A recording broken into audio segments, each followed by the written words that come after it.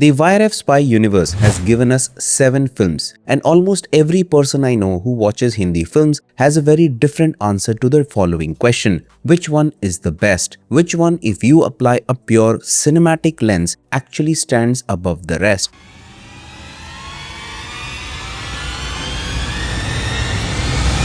Because honestly, this franchise has a lot going for and against it. The first 5 films in this universe worked commercially, but the last 2 have failed miserably, and many might say they are all bad. The inspiration behind this video came from the comments of the previous alpha video I made, and I want to ask you guys before I reveal my answer. If you were to choose, which would be your favorite film in the YRF Spy universe? Let me know in the comments below. Now, some of you might say I am making this video to whitewash the current image of YRF Spy universe, and those who follow my channel know that isn't how I make videos. I have been a vocal critic of this universe and also given my opinions on what YRF can do to fix it. And before I reveal my answer, I want to clarify that I will not try to ridicule any movie. Each one has something good and something bad to offer, which gives it a distinct personality. I'll focus on the cinematic aspects, which makes for a very interesting discussion. And when I apply the cinematic lens, my answer is War. It's game over.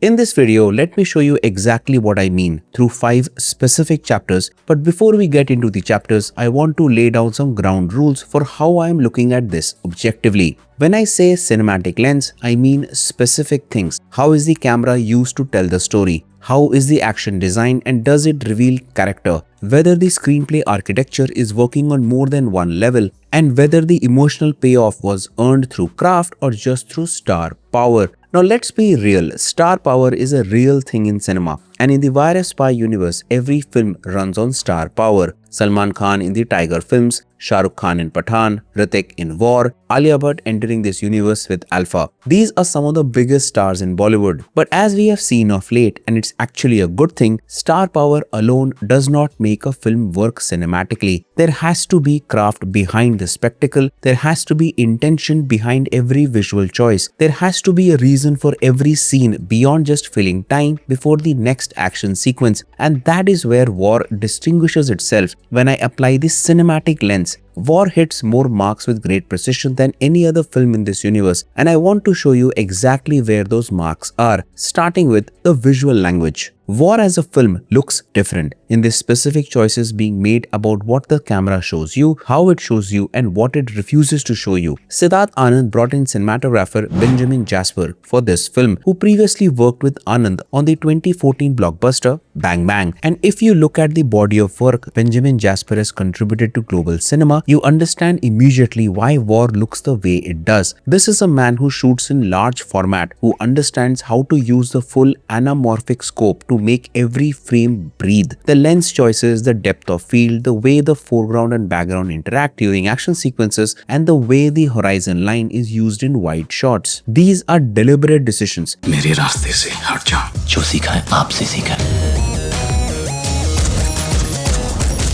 Pay attention to the color grading in the Morocco sequence. There is a coldness to it, a clinical, almost ruthless blue palette that tells you exactly what kind of world Kabir inhabits without a single line of dialogue explaining it. And then contrast that with the warmer, more golden tones used in Khalid's earlier sequences when his worldview is still intact, when his idea of who Kabir is has not yet been challenged. That is visual storytelling, and in simpler terms, the film uses color temperature as an emotional language. And War is one of the very few Hindi commercial films of the last decade that does this consistently across the entire runtime. Now, I want to talk about something that is honestly underappreciated in terms of commercial cinema: the wide shot. There is a specific kind of directorial confidence required to hold a wide shot. Most mainstream directors, not just in India but globally, do not trust the wide shot. They cut too fast. They are afraid the audience will lose interest the moment the camera is not right in someone's face. Siddharth Anand trusts trusted the wide shot in war, and those wide shots are what give the action sequences their sense of real three-dimensional geography. Let me explain. When you watch a fight sequence and can track exactly where every person is relative to every other person, that is direction. That is a filmmaker who respects the craft of spatial storytelling. When you watch a fight sequence and it is all close-ups and rapid cuts and you have completely lost track of who is where and who is winning, that is chaos presented as action. War chose geography over chaos, and that choice alone puts this film in a very different category. There is also the question of composition. The way human figures are placed within the frame in war has a deliberate quality. The rule of thirds is actively manipulated to create or release tension. By the end of a war viewing, you have been given 2.5 hours of visually precise cinema, and even if you cannot name what is making it look the way it does, you feel it. You feel the difference between a film that was composed and a film that was just filmed. And War was composed. Chapter 2, the action architecture. When we think of action, we are quick to bring in stunts and visual effects into the discussion, which are often choreographed sequences. But good action, when done properly, is a visual argument. It is the filmmaker telling you through movement, physics and spatial logic exactly what kind of people these characters are. Now, every film in the YRF Spy Universe has action. But here is what War does that is fundamentally different from every other film in this franchise. The action in War is character driven. Let me be precise about what I mean. Bolo,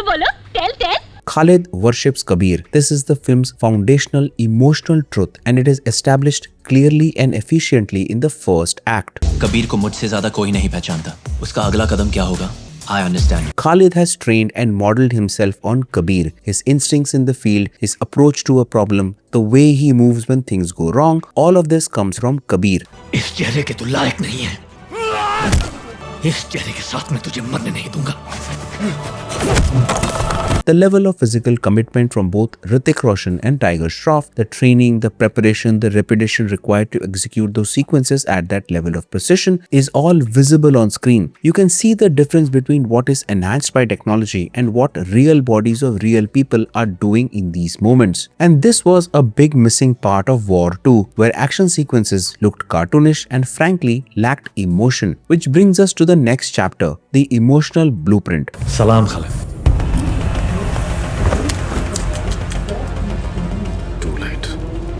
The emotional architecture of War is built on one very specific relationship, a mentor and a student who have both been shaped by the same institution, the same ideology, and the same definition of what loyalty means. And the film's central question is what happens when that loyalty points these two men in opposite directions. Now, here is what I find genuinely compelling about this from a craft standpoint. Khalid's love for Kabir is not just admiration, it is something more complicated and more painful than that. It is the love of a young man for the person he wants to become. The film's first half builds on this bond, and it is designed to make you feel how deep that admiration runs. And structurally, Siddharth Anand does not rush this setup. In a film that moves at the pace War does, with this many action sequences and this much visual stimulation, the fact that it takes time to build this emotional foundation is a directorial choice, and this choice actually pays off in the end. When Kabir appears to turn, Khalid's world does not just tilt, it collapses. Not because he has lost a colleague, but because he has lost his North Star. The person he was building himself into has apparently become the thing he is sown to stop. This is a classical emotional structure, the impossible choice between loyalty to the mission and loyalty to the person. And honestly, the film earns every bit of its emotional payoff. Now, I want to say something specific about Tiger Shroff's performance in this film because it does not get nearly enough credit.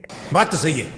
We all know what Tiger brings physically, but watch what he does in the scenes where Khalid is trying to process what Kabir has apparently done. The confusion, the grief, the refusal to fully accept what the evidence is showing him. The way he carries the contradiction of I know what I see against I know who this man is. That is not simple to pull off in the middle of a big budget action spectacle, and he actually pulled it off. आप किसी और तक पहुंचे, उससे पहले मैं आप तक पहुंचूंगा. And then there is Hrithik Roshan. There is a scene, and if you have watched the film, you know exactly which moment I mean, where the full weight of what Kabir has been carrying through the entire film lands, and Hrithik is doing something in that moment that goes beyond being just a star. He is letting the audience feel what the story has been building towards, without telegraphing it too obviously. That is the difference between acting in a film and serving a film. And this brings us to the one aspect where War scores more points than any other YRF Spy Universe film, the screenplay architecture. War was written to offer balance for over 2 hours. Every single decision Kabir makes during the period when he appears to have turned has a logic to it that the screenplay is protecting. The film is not lying to you, it is just withholding information, and when all the cards are finally on the table, nothing in the preceding 2 hours breaks. Everything holds. In simpler terms, the screenplay respects the audience intelligence. It trusts you to stay engaged without giving you every answer. It trusts you to feel the emotional tension without explaining it, and that respect is rarer than you can think. It was perfect. Perfect.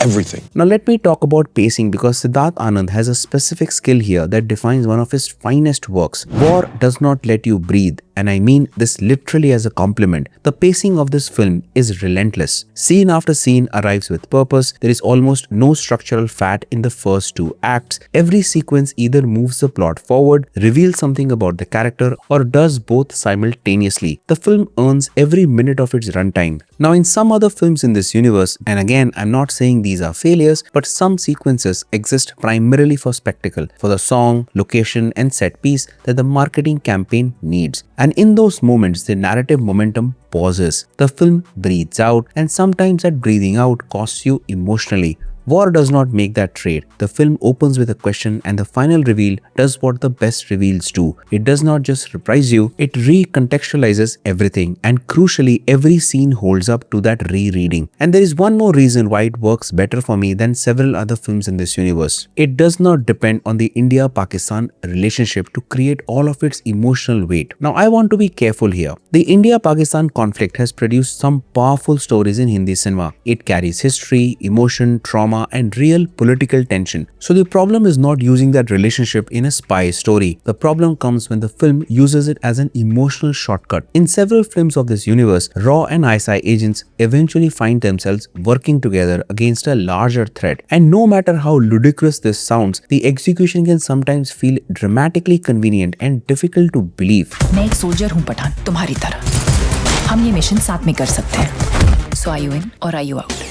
And this is where War takes a different route. War does not need an India-Pakistan reconciliation moment to make its story feel important. Its central conflict is about the institution, the chain of command, the mentor and student. Khalid is not fighting Kabir because of a national rivalry. He's fighting him because the system has identified Kabir as a threat, and for Khalid, that creates a much more personal crisis. That conflict is easier to connect with because it is built around identity and loyalty, and it gives the story emotional weight without requiring the audience to accept a massive geopolitical shift. And let us be honest, War is not a completely realistic film, but overall when viewed as a film aimed at delivering entertainment with emotional logic, it is consistent throughout. So for me, this is where War feels more disciplined. From the visual language to the action to the emotional blueprint of a mentor-protege relationship and eventually to the screenplay, War is a complete film in my opinion, visually, emotionally and structurally. You're goddamn right. That is my take on my favorite film in the YRF Spy Universe. Let me know in the comments which is your favorite. Subscribe if you haven't already and check out our latest video on the Mirzapur movie right here. Thanks for watching and I'll see you in the next one.